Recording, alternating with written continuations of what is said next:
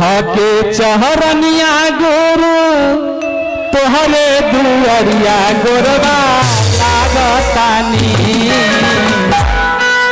धके चहरनिया गुरु तोहरे दुआरिया गोरबा लागतानी शीशा के अपना तो हरदम हसैहाई है मांगतानी शीशा के अपना तो हरदम हसैहाई है मांगतानी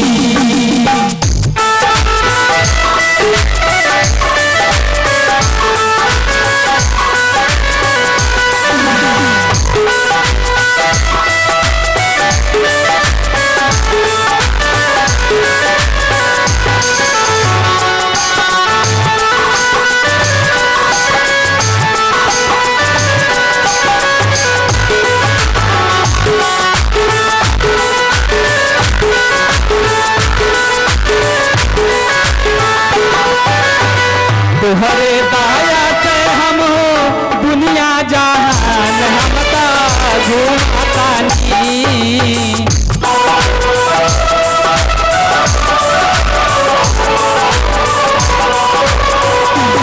तोहरे दाया से हम हो दुनिया जहान सबे घूमतानी शीशा के अपना तो हरदम हसैहाई है मांगतानी शीशा के अपना तो हरदम हसैहाई है मांगतानी जय हो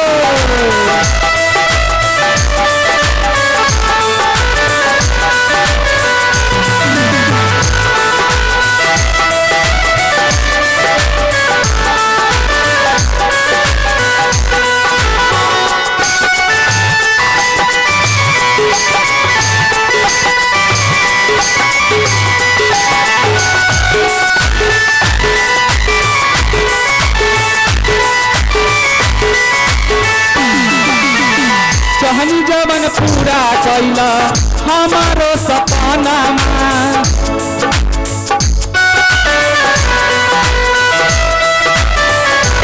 रखी है शिवा गुरु चरण में अपना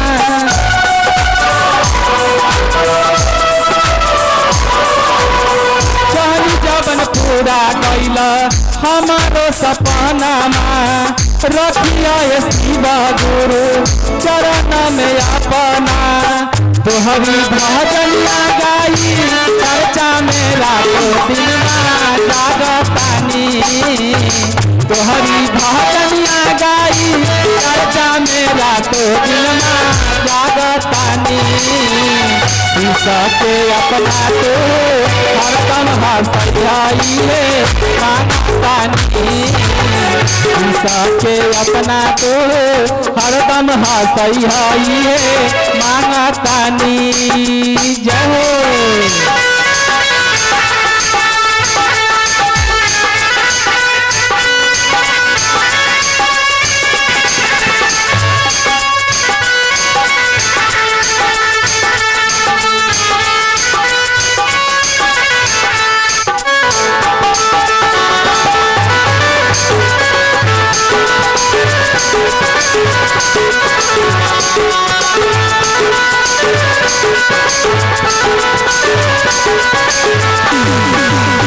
बीचे मझधार फसल नैया हमार हो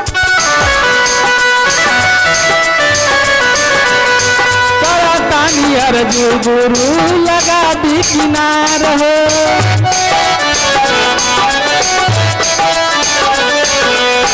बीचे मझधार फसल नैया हमार हो करतानी अर्जी गुरु लगा दी किनार हो तोहरे दाया से गुरु दुनिया जहान सबे चलतानी तोहरे दाया से गुरु दुनिया जहान सबे चलतानी शीशा के अपना तो हरदम हसैहाई है मांगतानी शीशा के अपना के हरदम हंसैले मांगतानी सीता के अपना के हरदम हंसैले मांगतानी सीता के अपना के हरदम हंसैले मांगतानी। विकास जी जहां कहीं भी है आने का प्रयास कीजिए।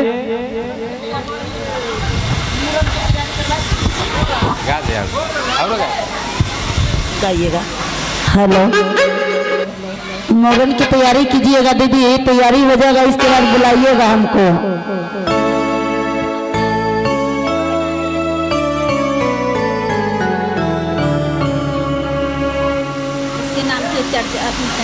हो जाएगा से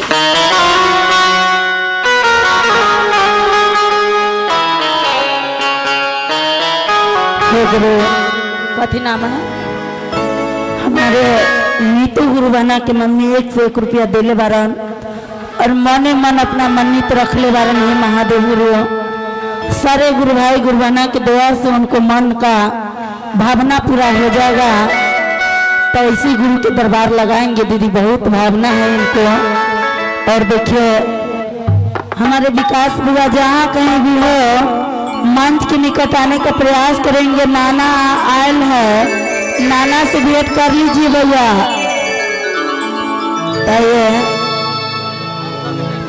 कि सुंदर घर बर दीहा सुंदर सजनमा मनमा पूरा करा। सुंदर घर बर दीहा सुंदर सजनमा मनमा पूरा करा। आई है बाटे दिल के हमरा रउआ मनवा हमरा पूरा करा।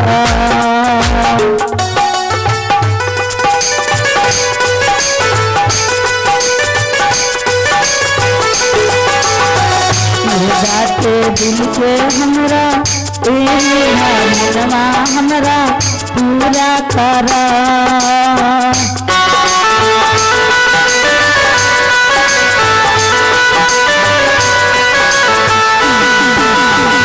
सुंदर घर बर दीहा सुंदर साजनमा हमरा पूरा करा।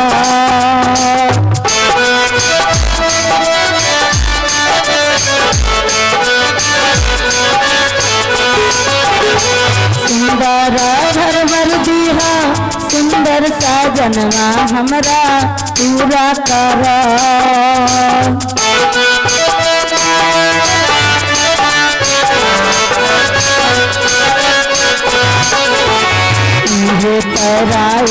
से मंगली बरदनमा हमरा पूरा करा। मंगली बरदनमा गुरु हमरा पूरा करा। गुरु हमरा